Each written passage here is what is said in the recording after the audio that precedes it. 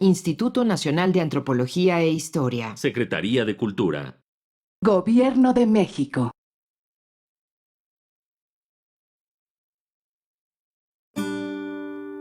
Su sustancia está hecha de evocación, recuerdo, rememoración y de lo que toma del porvenir. Porque es una parte fundamental de nuestra identidad. Somos nuestra memoria. El programa del INA que nos lleva de viva voz con los especialistas. Muy buenos días. Esto es Radio INA. La Secretaría de Cultura y el Instituto Nacional de Antropología e Historia los invitan a acompañarnos en la emisión de la serie Somos Nuestra Memoria. En esta ocasión contamos con la presencia de la maestra antropóloga Marina Anguiano, que es un lujo tenerla, maestra. Muchas gracias, muy buenos días. Y vamos a hablar de un tema que es absolutamente sugerente. Se llama Los juguetes de los dioses. Buenos días, maestra, bienvenida. Buenos días, Salvador, qué bueno te vuelvo a ver, pero ahora como conductor de lujo. Muchas gracias, maestra. En realidad vamos a hablar de algo que pareciera que es un instrumento o una herramienta, es un modo de comunicarse, pero que para los que no somos especialistas y no estamos metidos en el mundo indígena, se ha vuelto ya una obligación. Acabamos de pasar hace unos días la conmemoración o la celebración ahí sí de las lenguas indígenas.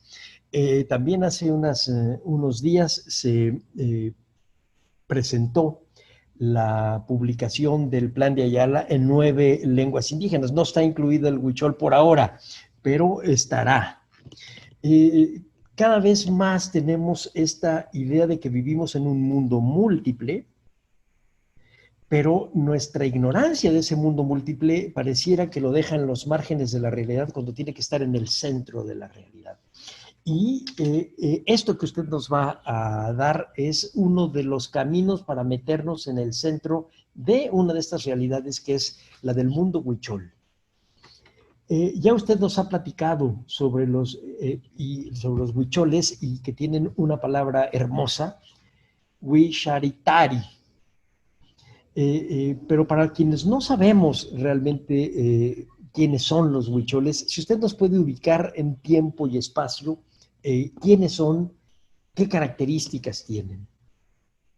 ¿Cómo no? Bueno, cuando yo empecé a ir a los huicholes, que tenía yo 22 años, esto fue en el 68, ya sacaron mi edad, pero no importa. En ese entonces empezaba a crearse el plan Huicot, que creó Echeverría, el presidente. Huicot era Huichol, Cora, Tepehuano, Mexicanero. Entonces, empezaron a hacerse los primeros mapas de la zona Huichol, Cora, etcétera, y eran 5 las comunidades indígenas que formaban parte del pueblo Huichol, pueblo originario. 4 de ellas estaban en Jalisco, que eran Santa Catarina Cuexcomatitán, San Sebastián Teponahuastla, Tuxpan de Bolaños y San Andrés Coamiata. Yo al primer lugar que fui hace 52 años fue a San Andrés Coamiata. Y la quinta comunidad es Guadalupe Ocotán, que está en Nayarit. Las otras, como les digo, están en Jalisco. Entonces, ellos se puede decir que están distribuidos en 4 estados. En aquel entonces, en los años 60, el grupo mayoritario vivía en Jalisco. En segundo lugar, en Nayarit, luego Zacatecas, una pequeña porción, y Durango también. A lo largo del tiempo, de estos 52 años, ha habido movimientos migratorios muy fuertes por la falta de tierras, por conflictos agrarios de los mestizos contra los huicholes, y entonces ha habido ya ciertas comunicaciones que no había, Ujú. carreteras o caminos de herradura, avión, etcétera. Entonces ellos se han ido moviendo a Nayarit. Y ahora el grupo mayoritario está Está en Nayarit, Nayarit. no tanto en Jalisco.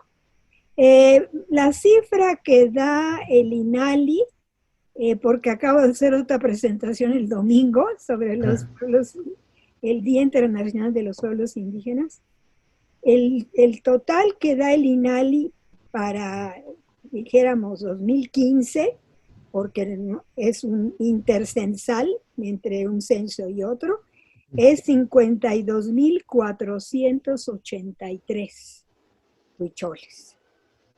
Ese es el número. Cuando yo iba al principio, pues se decían así como números alegres. 10,000 huicholes. Pero no había, los que censaban no llegaban hasta los lugares, no había manera de penetrar. Entonces era una cifra así, por no dejar, ¿no? Y siempre teníamos esa angustia de que fueran a disminuir con el tiempo. Claro. Bueno, si eran 10,000 o no lo eran, pues ahora son 52,000.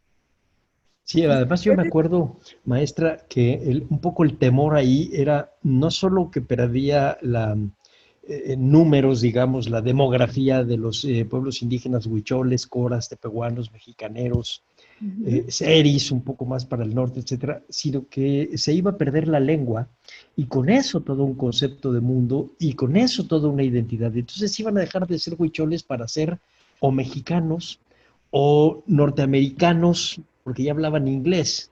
O sea, estábamos en un proceso histórico muy interesante y que gracias al trabajo que ahorita usted nos está explicando, se pudo establecer más o menos ritmos, etcétera, y salidas para ellos. Así Entonces, es, saber primero cuántos son. claro. Y bueno, se puede decir también en este intercensal de que hay huicholes en todos los estados del país, porque a ellos les gusta migrar, les gusta llevar su arte, y entonces es doble, son paseadores, y entonces aprovechan para vender. Entonces, aquí en la Ciudad de México hay puestos de huicholes aquí en Coyoacán, en la Casa de los Artesanos, ¿no? Por ejemplo. Entonces, se puede decir que hay en todo el país, claro, numéricamente, de manera mayoritaria, en Nayarit en estos momentos. Okay. De Jalisco a Nayarit, perfecto. Uh-huh. Y seguramente un grupo grande por la zona de Los Ángeles, por ahí de estos. Uh-huh. Sí. Pero entonces nos estaba platicando de este proceso en los años de 60, 70, de contarlos y de saber quiénes son y de empezar a establecer algunas políticas de desarrollo para ellos. Así es. ¿Y usted cómo se acerca para estudiarlos? ¿La primera vez? Pues la primera y todas las veces, platíquenos usted. Bueno, la primera vez fue una, entre comillas, expedición que me organizó una amiga, alumna de mi papá, de pintura, que vive en Guadalajara, y nosotros, a mi padre le dieron un premio en Guadalajara, y fuimos toda la familia. Eso fue en el 67, yo estaba todavía en la escuela de antropología. Y ahí en el lobby vi una cantidad de estas tablas como la que está atrás de mí. Sí. ¿Sí? Y entonces me encantaron y se acercó mi amiga María Luisa y me dijo, ¿te gustan? Le digo, sí. Dice, ¿quisieras ir a los huicholes? Le digo, claro que sí. El año que viene vas. Y organizó una expedición, éramos dos muchachas, dos muchachos y un teniente, que él era el que tenía el control de toda esa parte de la sierra, y que los huicholes lo querían muchísimo. Entonces ese fue mi pasaporte. Entré pues con el pie derecho, ¿no? Ser amiga y que él me llevara, ¿no? Entonces así yo ya seguí yendo a conocerlos ya sin ir con él. En una ocasión llevé a mi papá en el 71, todo esto en Jalisco todavía. Luego me tocó ir a una gira con Echeverría a varios lugares y fuimos a la Sierra de Huichola. Fue toda una anécdota así, de mi vida, pero bueno. Sí, porque yo no estaba invitada a mi padre. Y entonces en el aire le empezaron a hablar Fernando Benítez, Guillermo Bonfil, mi papá, Echeverría. Y entonces dijo, no, pues la que sabe es mi hija. ¿Y tu hija qué es? No, pues es antropóloga. ¿Y por qué no está aquí? Pues porque no la invitaste, le dijo mi padre, ¿no? Y entonces dijo, a ver, al que era el Estado Mayor Presidencial, no sé, Castañeda, creo, un alto. Ah, así, es cierto. A ver, localícenme a esta niña, a ver, ¿dónde puede estar? Tal, entonces yo estaba jugando tenis, era malísima, pero bueno, jugaba. Y entonces me dijeron, que te tienes que te trasladar, me habló mi madre, al hangar presidencial en media hora. ¿Pero cómo? Y ya, pues de repente llegué yo ahí a La Barca, Jalisco, Ajá. y me acuerdo que Fernando Benítez, que era muy así, muy ocurrente, dice, ¿y usted, niña, cómo llegó aquí? Pues por el aire, ¿eh? Y ahí mi posición ante los huicholes fue muy diferente. A yo entrar como investigadora, como amiga, ahora ir con la comitiva del presidente, ¿no? Pero bueno. Pero fíjese además en qué momentos, ¿eh? Ahorita esto está hablando de Benítez, está hablando de Echeverría, de Bonfil, su padre, usted misma, en los momentos en donde, digamos, está parte de la semilla de entender el México profundo que después habla Bonfil, pero además sí de la intención de los antropólogos de efectivamente no hacer una expedición, sino hacer como ahorita usted lo hizo, decir que una expedición es entre comillas, porque se trata de otra cosa. Claro. Y entonces, pues, de La Barca se fueron para allá. Sí, y eran sesiones maratónicas, como las del sindicato de Lina. Eran terribles. Yo no sé qué hacía este hombre porque no se levantaba para nada el presidente, ¿no? Y a todos nos tenía ahí, pues, horas, reuniones. Sí. Tengo todavía el programa de la gira, ahí está arriba. Okay. Que mi papá lo usó y hizo algunos dibujos, o sea que tiene hasta más valor. Sí, bueno, claro que sí. A ver si un día nos lo enseña. No, y un programa sobre su papá. Se cree que todo mundo, pues yo era la más jovencita de todos ellos, ¿no? Tendría 23, 24 años y entonces todos me ofrecieron trabajo. Okay. Hasta Roviroso Aguade, que era el de recursos hidráulicos. Hidráulicos, sí es cierto. Tabasco, todos me ofrecían trabajo y yo decía, pues, que ya esta muchacha, pues ha de valer mucho porque como vino. Pero no acepté. Quería Bonfil que me fuera yo a Guadalajara a dirigir el centro INA de allá. Ah, ya. Pero fíjese qué importante es ese momento. La hija de Echeverría también es antropóloga. Claro, y después ella iba. Y la esposa iban. Sí, porque el interés por conocer esa realidad fue en un momento muy, muy, muy particular. Es un momento en donde México, digamos que hace conciencia del mosaico que realmente es, con estos personajes tan importantes como Bonfil o como su padre. Y ustedes, que finalmente son quienes empujan que existan estos proyectos. Claro, fuimos, por ejemplo, a supervisar un rastro. Okay.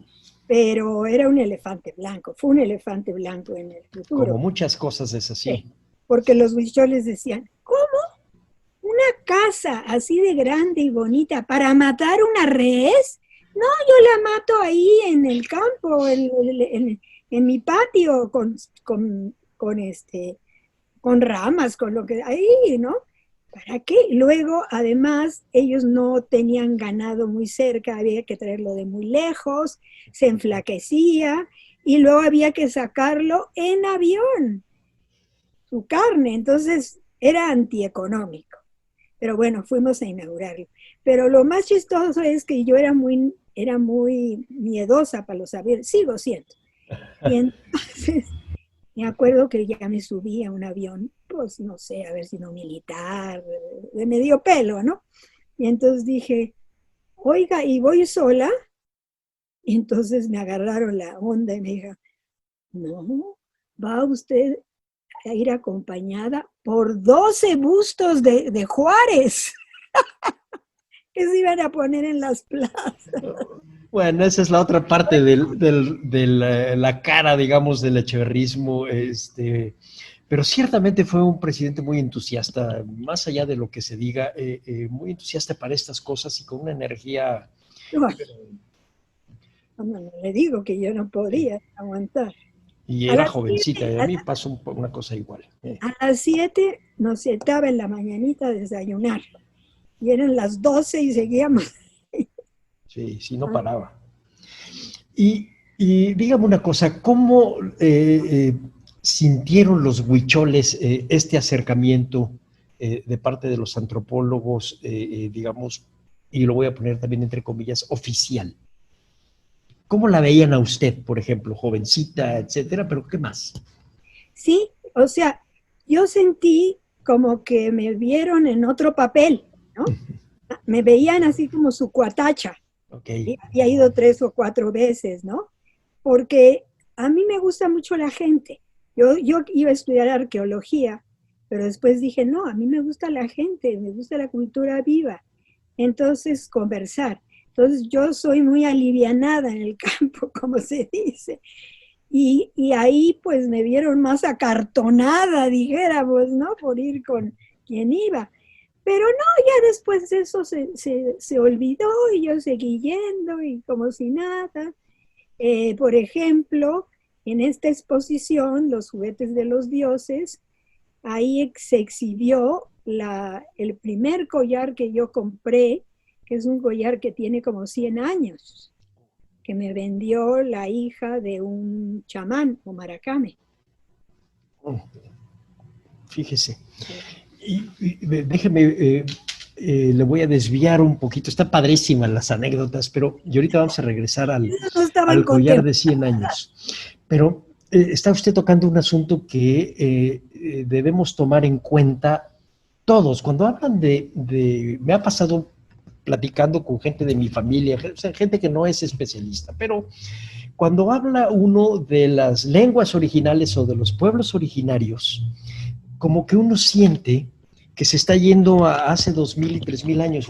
No, espérate, es presente, tienen su historia, su mismo lenguaje es un lenguaje que se ha desdoblado en el tiempo, no es el mismo, tiene préstamos lingüísticos de todos lados, como el nuestro, exactamente igual, tiene modismos, tiene una serie de cosas, y ellos mismos, para vestirse, pues pueden estar vestidos impecablemente con su traje tradicional y traen un reloj.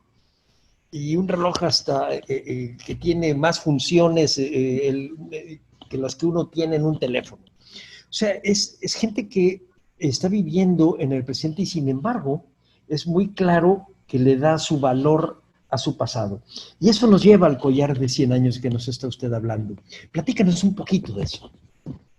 Sí, ahorita cuando entremos a por qué se llama Los juguetes de los dioses, bueno, eso va a ser más adelantito. Okay. Pero yo empecé a coleccionar piezas, objetos de arte, para mí todos son de arte o rituales, pues desde entonces, desde el 68. Y esta tabla que está atrás de mí es yo decía que era la última adquisición y es la antepenúltima, porque esta la compré no por internet, sino por WhatsApp a un amigo que se compró un teléfono para escribirme, tomarme las fotos y me la ofreció y me encantó. Está y luego padre. se fue a alguna de estas, ¿cómo se llama? Compañías de las que te envían y ya me la envió y ya me mandó 3. Ya le voy a decir, párale maestro, porque ya no. ¿Ya no caben? No, ni las que se exhibieron caben, no sé, las tengo ahí arrumbadas. Por eso fue ¿cómo les diré? Yo ser tan insistente de que se hiciera esta exposición. Para mí era un sueño que afortunadamente se cumplió bien, pero a medias, porque tenía ya 2 puestas, una en San Luis Potosí, en el Museo de la Máscara, y otra en el Museo Regional de Nayarit, que iba a ser en noviembre, pero pues, Nayarit está ahorita de infectados, pero terrible. Sí, tremendo. Bueno, dejemos esa parte anecdótica y vamos a entrar al asunto de esta plática que a mí me llamó mucho la atención. Los juguetes de los dioses, no puede ser más afortunada la frase. Cuando estamos acostumbrados a la cierta solemnidad en la vida religiosa, por ejemplo, sobre todo las líneas cristianas, por ejemplo, pues unas más ortodoxas, pero otras al contrario, las protestantes, en donde Dios no juega, o sea, el único juego del niño Dios está en un evangelio apócrifo, cuando le sopla a las bolitas de tierra, de lodo, y se convierten en pájaros. Pues esos son los únicos juguetes del Dios. Y en cambio acá, la manera como usted nos lo propone es toda una instrumentación que tiene una cosmovisión. Es decir, eso que tiene usted ahí atrás no es azaroso. Tiene todo un lenguaje, tiene todo un mensaje, tiene un marco que nos hace entender una relación con este mundo invisible distinta a la de, digamos, tradicional mexicana. Platíquenos un poquito de esto, juguetes de los dioses. Sí, bueno, ¿cómo llegamos a este título? Yo fui invitada por el seminario, que no sé si tú llegaste a ir, que se llamó Taller Signos de Mesoamérica, que dirigía López Austin y Andrés Medina, en Antropológicas de la UNAM. Tuvo 10 años, algo así. Bueno, yo expuse en 2 ocasiones y en una me invitaron y se me ocurrió hablar del arte, pero el arte huichol con otro enfoque. Entonces, ni tarda ni perezosa, me fui a Tepic con mi amigo chamán y profesor bilingüe y ahora chamán. Entonces le dije, oye, pues te invito a que entre los dos escribamos una especie de ponencia, conferencia para antropológicas de la UNAM. Me dijo, sí, entonces ya les dije de qué se trataba.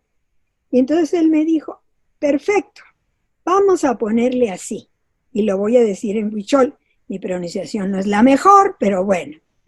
Tahuehuecate wa huaycari, que quiere decir los juguetes de los dioses. ¿De dónde viene? De Tahuehuecate. Esa palabra viene de Tahuehueca, Dios. Y te es plural. Wa, sus, como posesivo. Y huaycari, juguetes. Lo que resulta los juguetes de los dioses.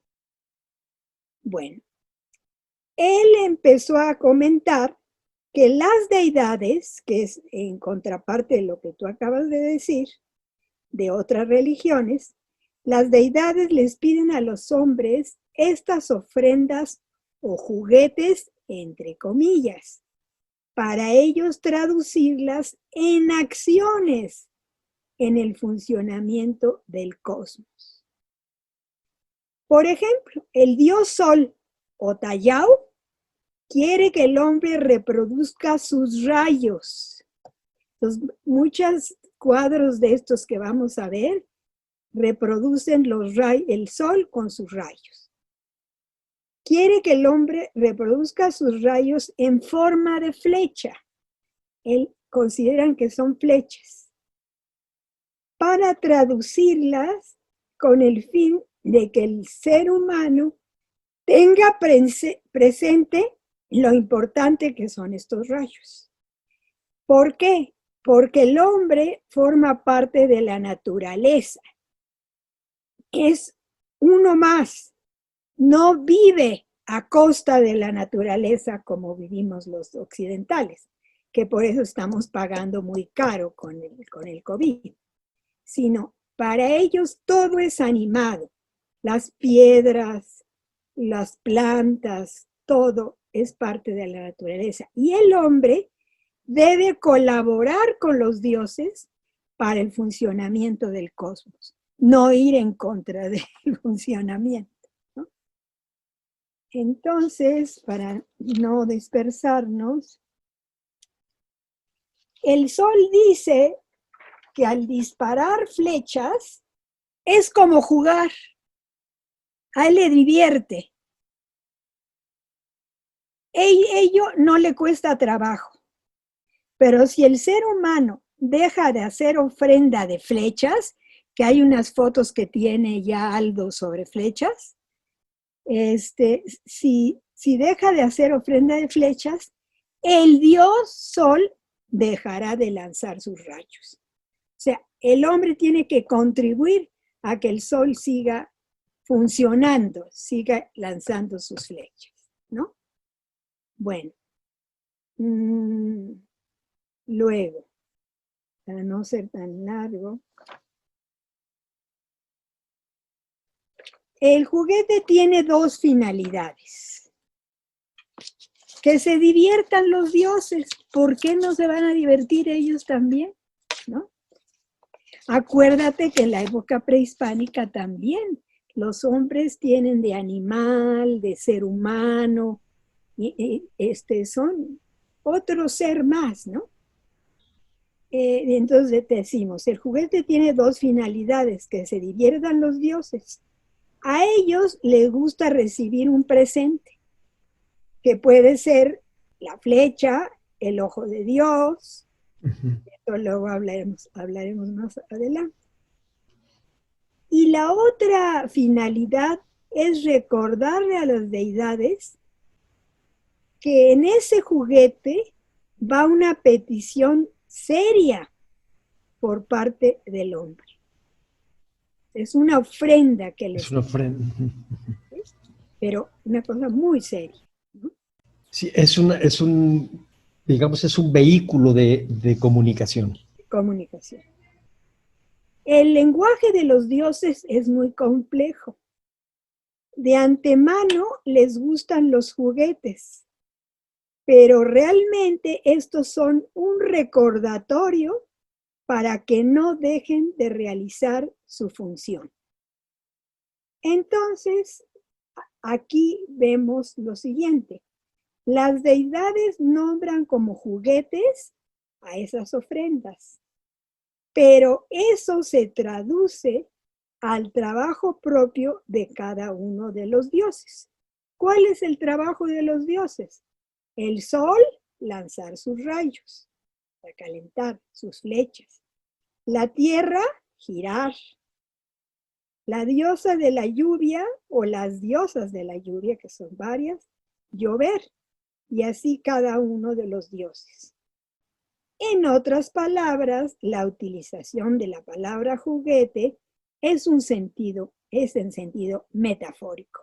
No se ajusta a lo que nosotros consideramos como juguete.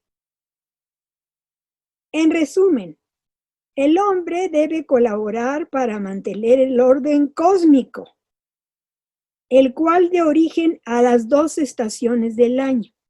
Para la mayor parte de los indígenas o pueblos originarios de este país, no hay 4 estaciones, sino 2. La de secas y la de lluvias, que son marcadísimas. Y también debe colaborar para que haya una alternancia del día y la noche.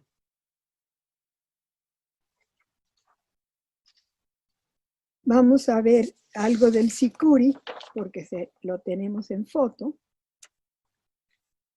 Otras deidades piden como juguete el sicuri, que quiere decir visión mágica, que es el mal llamado ojo de Dios, quien le puso este nombre fue Lumholtz, el primer investigador que fue a los huicholes de origen noruego.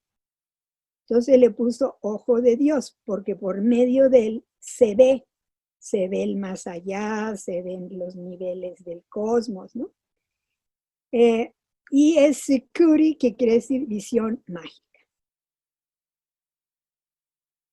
¿Quiénes son estas deidades que le piden al ser humano? El Sikuri, la diosa Takutsi Nakagwe, que es la diosa de la fertilidad y la vegetación. Tatei Aramara, la diosa del mar. Tatei Yurienaka, nuestra madre tierra. Tateguarí, el fuego sagrado. El venado azul, Otamatsi Kauyumari. Y de igual forma, también el sol, además de las flechas, le piden Sikuri. ¿Sí?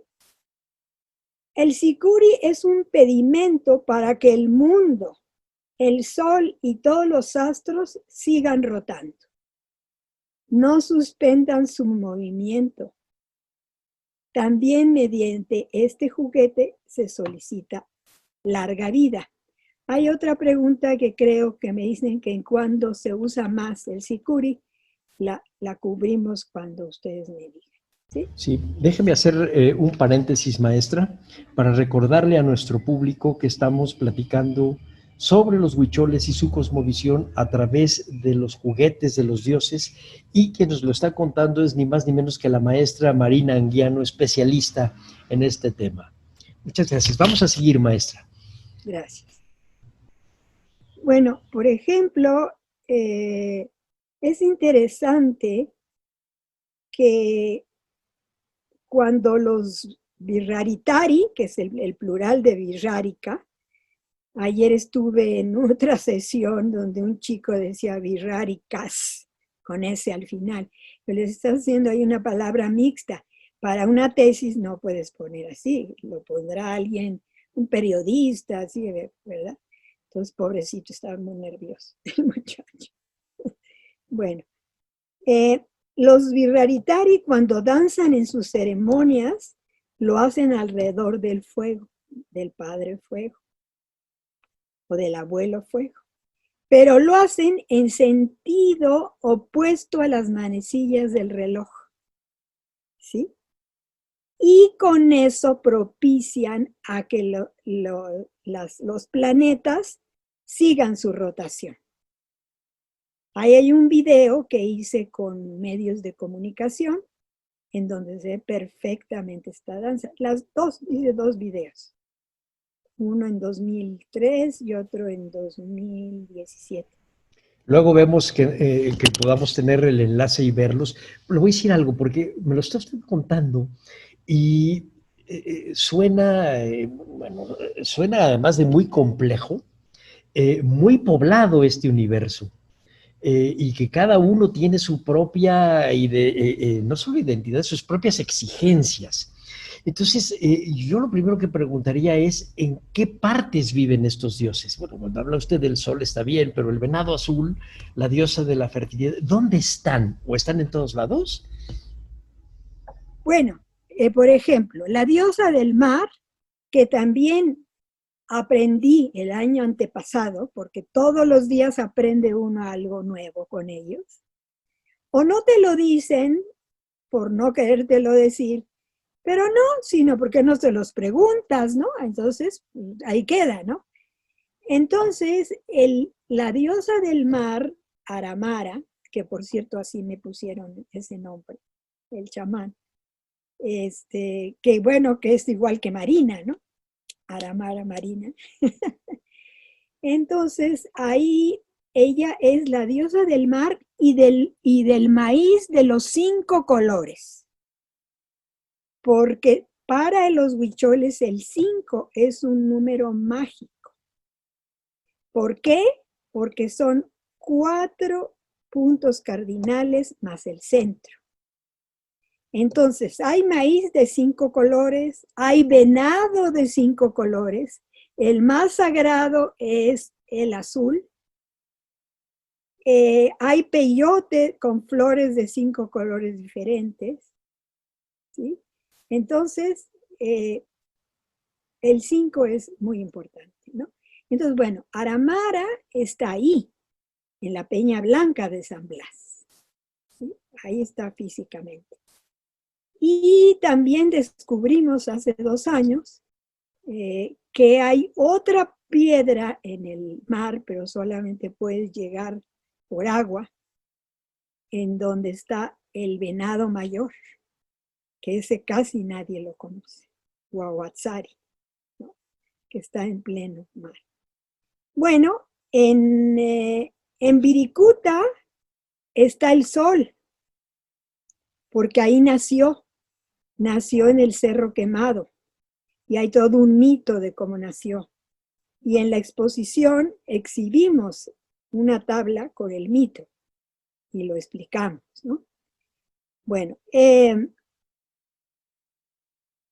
entonces en el Cerro Quemado, que está en San Luis Potosí, Viricuta, Real de 14, ahí está el sol, ahí nació, ¿sí? Y, por ejemplo, antes de llegar a Viricuta hay unos manantiales que se llaman Tatei Matinieri. Tatei quiere decir nuestra madre. Y ahí van ellos, hacen una parada para sacralizarse, tomar de esa agua que es sagrada y llevársela para sus lugares de origen como si fuera un agua bendita, por decir algo. Claro, están recogiendo una parte de su universo, además en un viaje que no es un viaje de placer, es un viaje sagrado. Hace ratito nos hablaba usted de un chamán. Bueno, si no es con ellos, no se puede ir así nomás. Sin permiso ni nada, ¿no? Sí, y bueno, también en la plática que espero dar dentro de 8 días, que no me corten por elemento gacho, ahí voy a hablar de las serpientes y su utilización y cómo las veneran, pero me vino ahorita a la mente que cuando van a Viricuta van con un chamán y con otros que se están iniciando, ¿no? Y si tú te encuentras, el que se está iniciando encuentra una serpiente de cascabel, es un gran augurio, es una gran suerte, porque de esa manera te está anunciando que esta víbora de cascabel te da el poder de ser chamán. Y de ahí para el real tienes que seguir yendo y entrenando. Entonces, todo, yo le acabo de preguntar a mi amigo con el que hicimos esto, le dije, oye, vamos a hacer un podcast yo ya estoy en la tecnología. Perfecto. Sí, vamos a hacer algo con él, nos vamos a enlazar una antropóloga visual, yo y él. Bueno, yo le dije, oye, ¿y qué se siguen haciendo las ceremonias para los difuntos? Aquellos que han muerto de COVID, ¿no? Y entonces me contestó así categórico.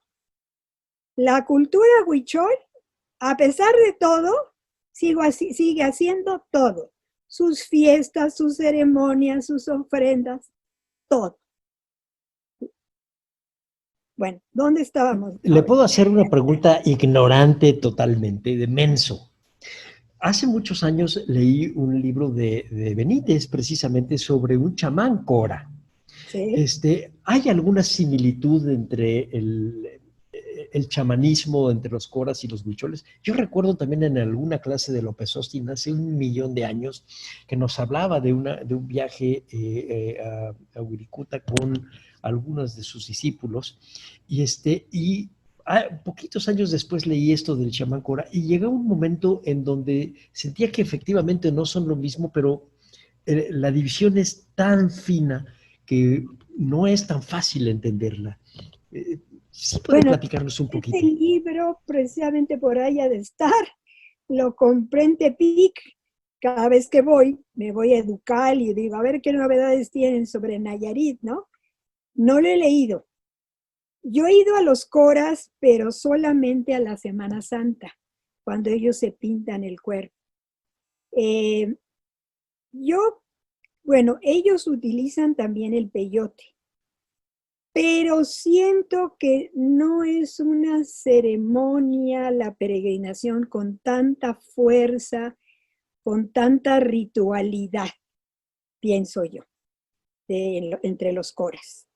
Se supone que lingüísticamente están más o menos emparentados, pero bueno, es un decir, ¿no? Ahora crearon una familia lingüística que se llama Corachol. Baliñas, el lingüista Leopoldo Baliñas. Y yo me quedé todavía cuando toda la familia lingüística era con los nahuas y yutoazteca. Sí. Bueno, de esas se desprende la Corachol como una subfamilia, ¿no? Pues yo no he trabajado mucho así los coras y creo que no se han trabajado mucho porque, mira, son muy impenetrables. Así como los huicholes son muy abiertos, muy festivos, muy bromistas. Pues yo me llevo muy bien con ellos, porque yo también soy bromista, entonces nos las pasamos bromeando, ¿no? Los coras no. Los coras no iban a Tepic casi, hasta hace unos 15 años. Y ahora ya ves muchos que van ahí, ¿no? Pues yo creo que nunca fueron conquistados. Fueron muy solemnes, como lo platicábamos hace un rato con otras religiones. Sí, sí. Entonces, habría que ver, ya me picaste la curiosidad, voy a buscar mi libro y lo voy a leer. Si quiere, regresamos al centro de esta plática, que son los juguetes de los dioses, y en particular esto de que nos está usted platicando que le dio Lumholtz el nombre de Ojo de Dios. ¿Exactamente qué es? Platíquenos un poquito de eso. Lástima que no tengo aquí nada porque todo está en el Museo de las Culturas del Mundo. Ahí se quedó guardado. Luego vino la pandemia, espero que no haya desaparecido. Eran 186 piezas. Imagínense, no han desaparecido, ahí están. Hasta mi cámara, una Advantix, mi grabadora de cassette, o sea, lo que yo utilizaba, mis cassettes, todo eso, hasta eso está ahí. A ver, entonces es que no tengo ningún Sicuri, Bueno, este tiene una forma más o menos, pero esta tiene una forma un poco más complicada que el que es más clásico, dijéramos, ¿sí? Así sí se ve. Sí. Bueno. Se ve perfecto. Es más chiquito así. Bueno, creo que una de las preguntas era ¿en qué ceremonia o fiesta se usa más el sicuri, no? Bueno, en la ceremonia que más se usa es en la ceremonia de los primeros frutos o del tambor. Es una ceremonia que yo he usado mucho, he estudiado mucho, porque tiene muchas connotaciones. Participan niños de 1 a 5 años de edad, obligatoriamente. Se pasan el día en el sol, se llama solearse también. Tampoco tengo aquí las sonajas, sonajean, tocan unas sonajas. Y esta ceremonia tiene como objeto, tiene varios propósitos, pero uno de ellos es llevar a los niños de 1 a 5 años transformados en pajaritos.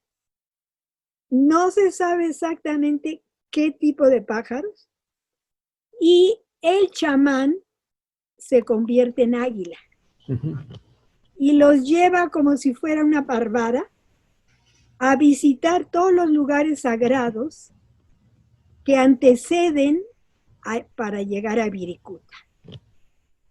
Entonces, ¿qué pasa? Los niños, desde que tienen meses o 1 año, en sus mentes infantiles ya se les está diciendo cómo es la geografía ritual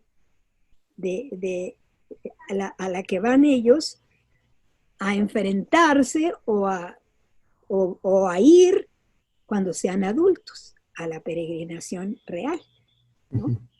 Entonces, ese es uno de los propósitos. Yo escribí un libro que se llama La endoculturación entre los huicholes. Quiere decir enseñarles su propia cultura. Claro, reproducir lo que ellos son. Yo digo que si esa ceremonia se acaba o desaparece, acaba la cultura huichol, porque ahí es cuando se le dan las bases, ¿no? Bueno, también es una ceremonia preventiva para que a los niños no se enfermen, porque tú sabes que la mortalidad infantil más alta es hasta los 5 años, en general, y más en los grupos indígenas. Entonces, tienen que, por eso, si no pudieron un año, al año siguiente tienen que estar presentes. Y también a los niños se les equipara con los primeros frutos, ¿sí?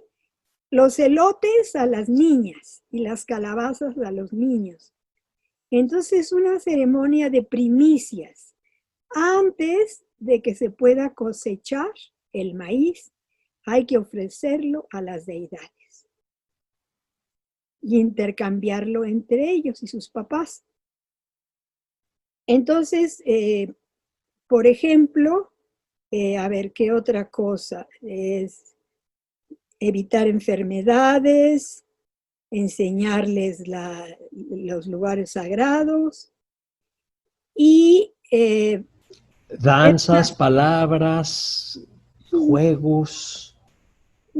Hay un juego que en la película esta se llama Volar como pájaros. ¡Qué bonito! La primera que hice, ahí juegan con una pelotita los adultos. Ellos son muy festivos, está hecha de hojas de maíz y se la lanzan y entonces ríen así muy infantilmente, ¿no? Parece, ¿no? ¿Verdad? Entonces, esta ceremonia, pues hice yo el libro, luego la película, algunos artículos he hecho, y Aldo tiene la liga para que se pudiera colocar, si te parece, sí, cuando se edite, de mi libro más reciente, te lo voy a presumir. Sí, presúmamelo. Y además déjeme decirle que los podcasts los puede transmitir Radio INA perfectamente, ¿eh? ¿Sí? Es cosa nada más, sí, claro, no más que se comunique usted con Gaby Marentes y con Evanibaldo Morales y olvídelo, saldrán. Pues lo está haciendo una chica que se llama Mariana Rivera. Ya nos pondremos de acuerdo, sí. Voy a decir, sí. Bueno, a ver. Ah, ok, de derechos humanos, ok. Muy bien. Bastante grueso. Sí. Es una antología de 50 textos. años de trabajo, casi 50, por uno. Pero es que se pasó 2 años en imprenta, bueno, en edición. Pero vea qué libro. Déjeme hacerle una pregunta un poco rara. Es más o menos fácil saber qué recepción puede tener entre lectores urbanos y especialistas, pero ¿cómo lo recibieron, cuando usted se los platicó, cómo lo recibieron los huicholes? ¿Cómo vieron lo que usted les enseñaba? Y ahorita le voy a contar una anécdota desde donde viene esta pregunta. ¿Cómo se sintieron ellos en este espejo? Ah, bueno, la verdad yo siempre he tratado de devolver, entre comillas, lo que yo hago, porque lo otro es extractivismo, ¿no? Sacar información y muchas gracias ni nada, ¿no? Entonces, por ejemplo, la película de Volar como pájaros, esa la fuimos a proyectar hasta la sierra. Ahí con sábanas, con lo que se pudo, la proyectamos. A la antigüita. a la antigüita. Los niños estaban felices, no se movían, ¿no? Porque se veían ahí muchos de ellos, ¿no? Bueno, después la de Rariquirra, del maíz tostado, esa también la fuimos a transmitir, ahí sí ya con un aparato, una pantalla. El año antepasado la proyectamos en el lugar donde se filmó también. No, pues estaban felices, toda la escuela estuvo ahí presente, en fin, ¿no? Entonces, bueno, este es el venado azul, mire. Ah, ok. Sí. Y aquí tengo otro que me lo pidió López Austin y yo fui generosa con él. Porque ya me lo quemó. No. ¿Sí lo ven? Es el águila también, ¿verdad, maestra? Sí, arriba. Hasta abajo está el venado. ¿Sí lo ven? Con 2 estrellas blancas y arriba 2 estrellas sobre rojo. Sí. Este me lo pidió para sus, ¿cómo se llama? Para Arqueología Mexicana, 3 tomos que son sobre cosmovisión. Te los recomiendo. Bueno, ¿en qué nos quedamos? Pero le iba yo a platicar una anécdota para que usted vuelva a agarrar este hilo. Fíjese que hace muchos años, más o menos cuando el Museo de Antropología cumplía 10 años, yo estaba entrando a trabajar ahí con la maestra Alicia Olivera. Y estaba una visita con el museógrafo Mario Vázquez, con Guillermo Bonfil, no sé quiénes más, posiblemente hasta usted misma estaba por ahí, pero el chiste es que iba un grupo de huicholes y nosotros nos pegamos, éramos 3 que trabajábamos con la maestra Olivera en el programa de Historia Oral, y nos pegamos y iban estos huicholes y estaban en el segundo piso donde está la exposición de etnografía, y llegan, se paran los huicholes enfrente de una, pues era como si fuese una cabaña, un jacal. La casa. Sí, una casa, más o menos distribuida la casa como lo distribuyen ellos, etcétera. Pero ya sabe usted, estos maniquís que se hicieron casi todos iguales, suponiendo cuerpos de mujeres indígenas, etcétera, y de hombres indígenas, y estaban los maniquís ahí puestos, y llegaron los huicholes y dijeron, ¿y esto qué es? No, pues, ¿cómo que es? Es ahí como ustedes viven. No, nosotros ni vivimos así, ni nos ponemos así, ni se parece, empezando por la luz. No hay nada que ver con... Y estaba Mario Vázquez y estaba Bonfil, y dice, en este momento arreglamos eso, porque si ellos no se reconocen ahí, entonces el museo no tiene sentido.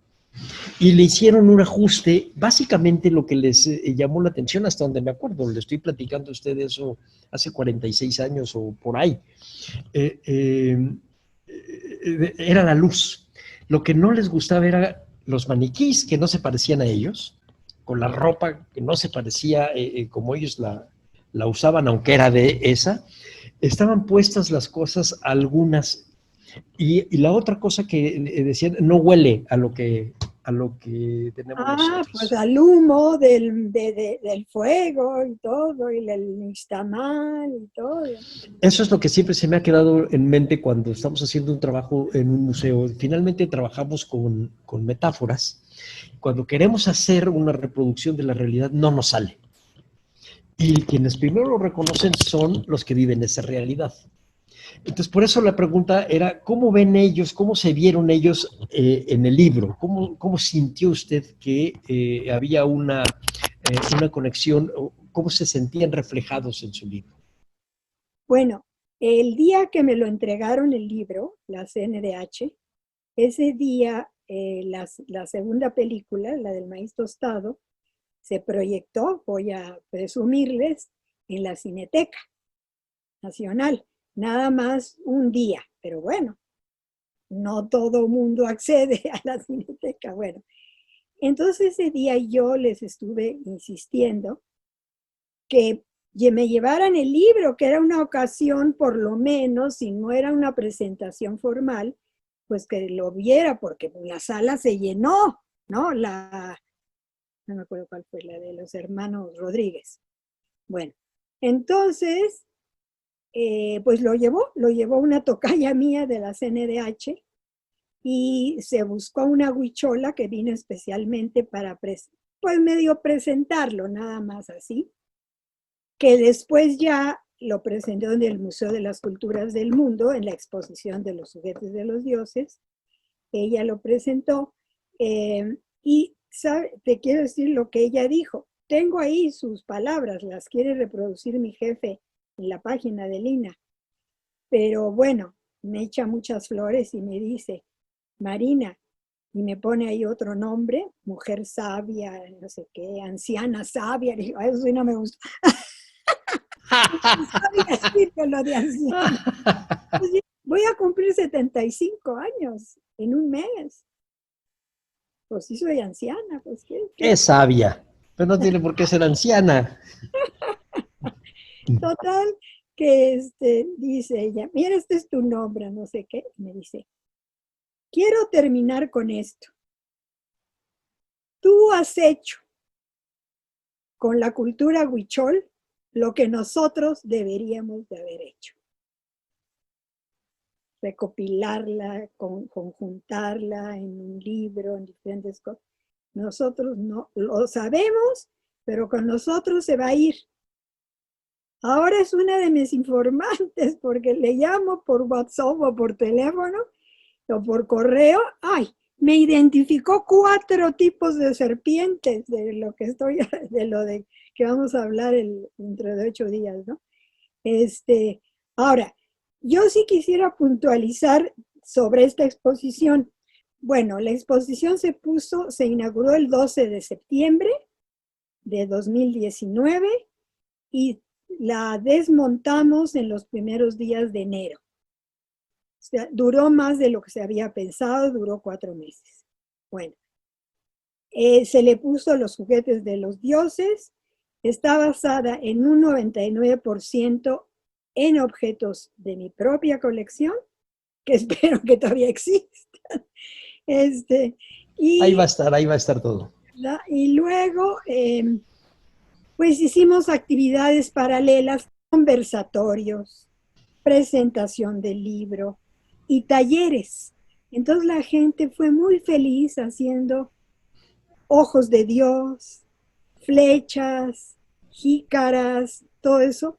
Los dieron los talleristas, yo los asesoré, en alguna ocasión estuve con ellos, bueno, me aplaudían y bueno, porque los llevaban a la sala para que vieran y luego ya, a ver, ahora háganlo. Sí, estuvo muy interesante. Entonces fue una exposición, creo que muy bonita, está la inauguración, está cuando se pone, ¿cómo se dice? El montaje, el desmontaje, todo, ¿no? Entonces sí tuvo todos esos eventos paralelos. Se pasaron mis 2 películas también. Sí, esta Gloria Ortiz es muy movida y... No, bueno, está usted hablando de, ahí sí, no anciana, pero sabia también, y además con una energía. No, tiene 2 años menos que yo, así que no es anciana todavía. No es anciana y es muy sabia, y además tiene mucha experiencia y además un especial toque para, pues para puntualizar qué es lo importante de las culturas que forman parte de nuestra realidad y lo hace sentir como parte de nosotros. Y eso yo me acuerdo de ella desde la Escuela de Antropología, después cuando estuvo en la coordinación, siempre ha tenido esta idea de la divulgación muy particular, pero señalando qué es lo importante. Porque fíjese usted, podría haber sido una exposición básicamente estética, cuando se trata de una exposición que tiene que ser antropológica en el sentido integral de la palabra. Fue muy vista y muy gustada. La gente se me acercaba, los jóvenes se me acercaban a cuando yo estaba dando alguna explicación, me preguntaban, querían tomarse fotos conmigo. O sea, fue muy gratificante, ¿no? Muy, muy gratificante. Logré que mis 2 hijos fueran, que eso ya es... Bueno, mi hijo de lejos, Ah, pero mire, eso quiere decir que fue eficaz en su montaje y exitosa en su mensaje también, en su idea de transmitir esto que es tan complejo.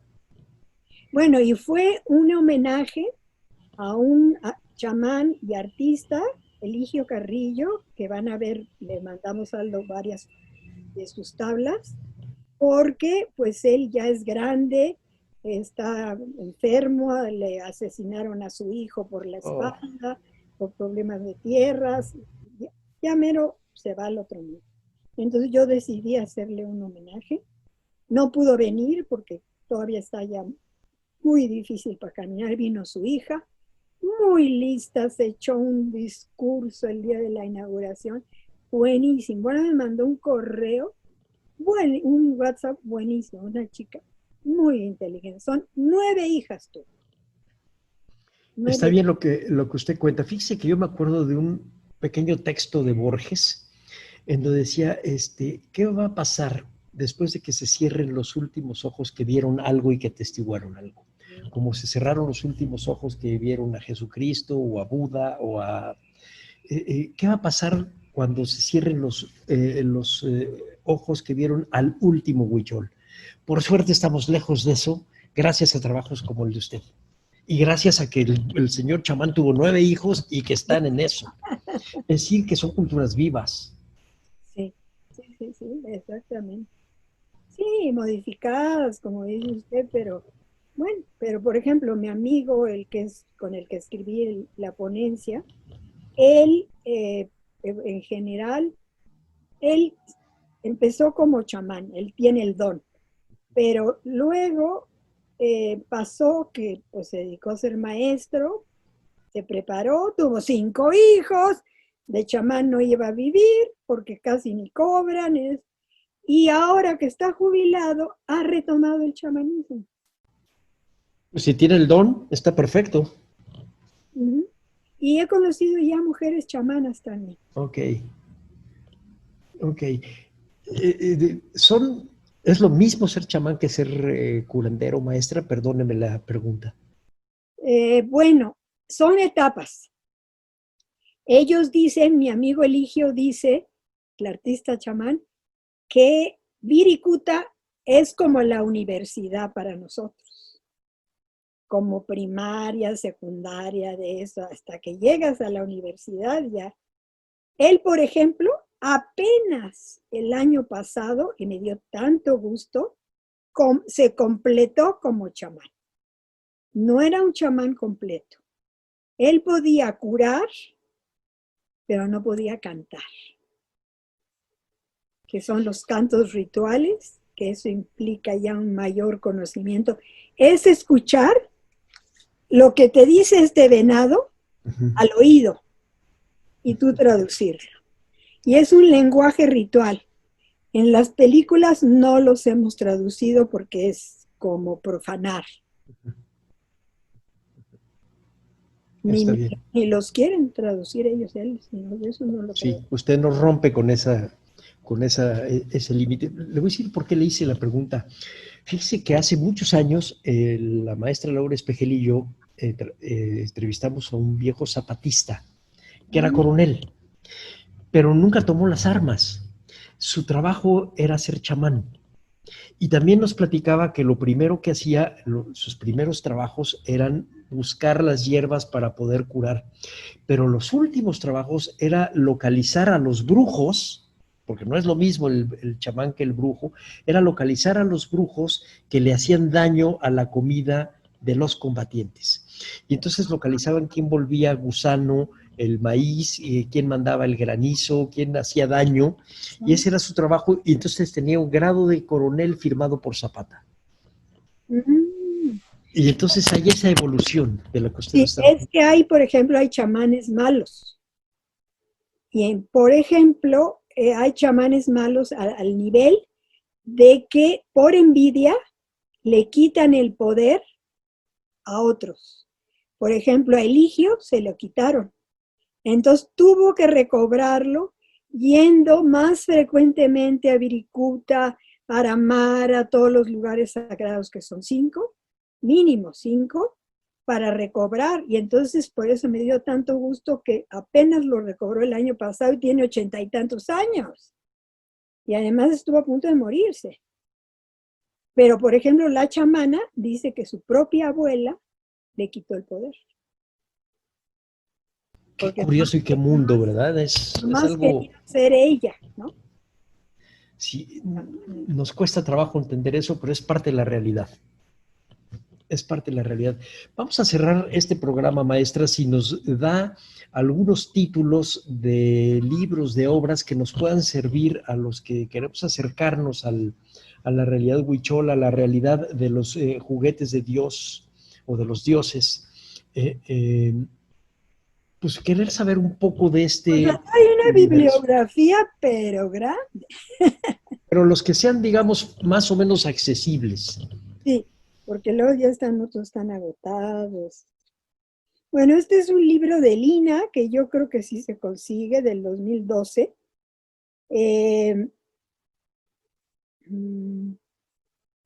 Ahí yo hice un artículo que se llama Lugares Sagrados Huicholes y Patrimonio Cultural.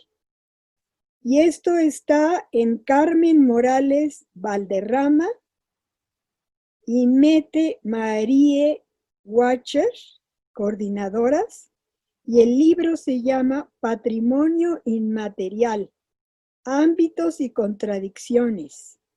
México, INA, 2012. Sí, ese se puede buscar hasta en línea. Sí. Es más o menos accesible. ¿Cuál de los textos que usted escribió es el que le parece pues, más atractivo y más útil para lectores como yo, lectores ingenuos? Bueno, la endoculturación, pero ese sí está agotado. Pero pues quizá a lo mejor en línea o en lo viejo.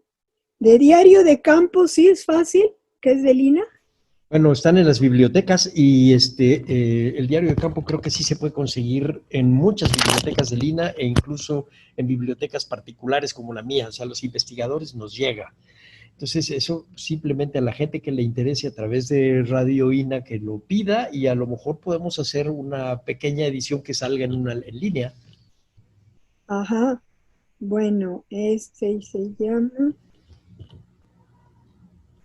Uno es del 2002 y el otro es del 2000. Los dos son del 2002.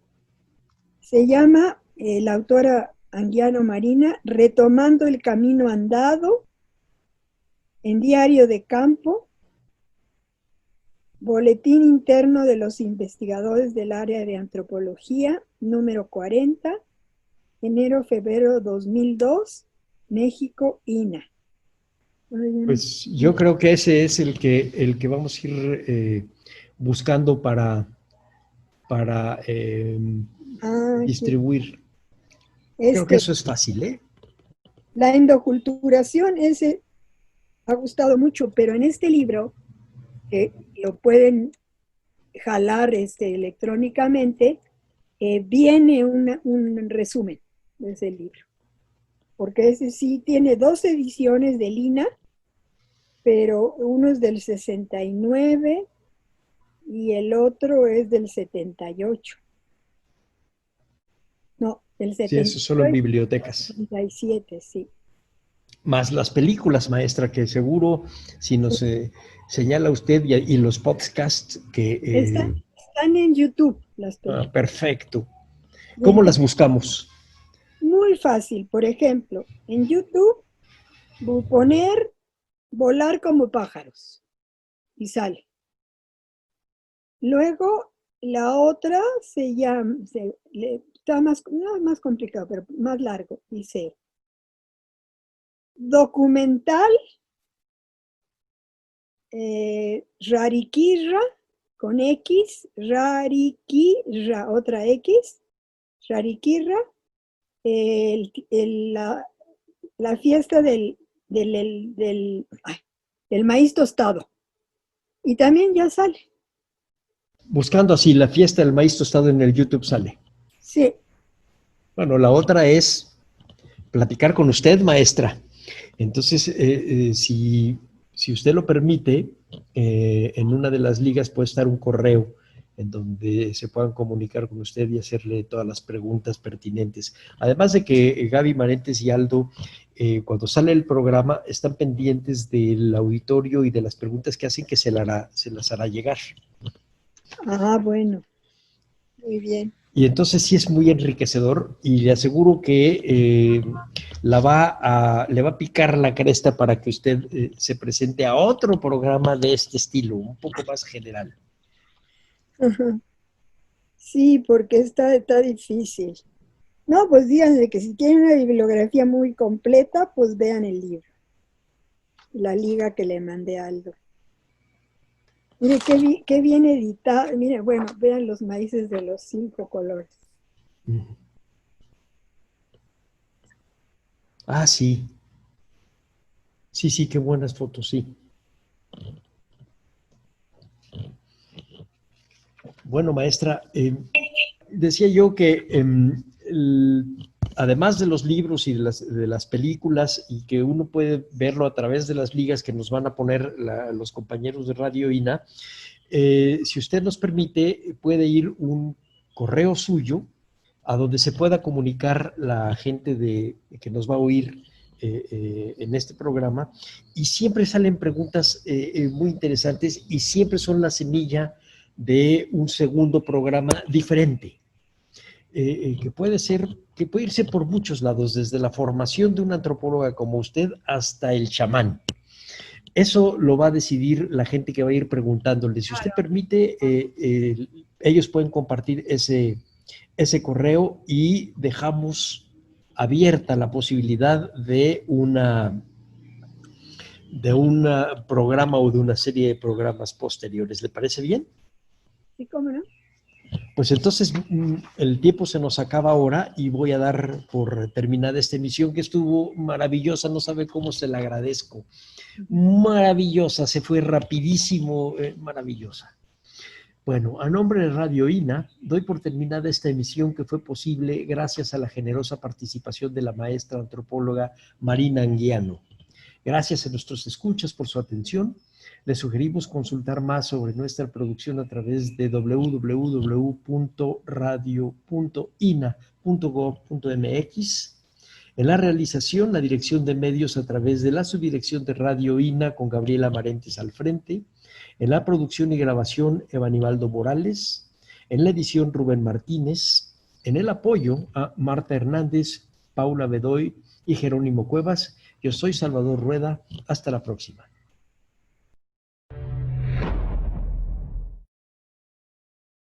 Las opiniones y comentarios aquí expresados son de entera responsabilidad de quienes proporcionan la información y no representan necesariamente las opiniones de Radio INA ni comprometen el pensamiento editorial del Instituto Nacional de Antropología. Instituto Nacional de Antropología e Historia. Secretaría de Cultura.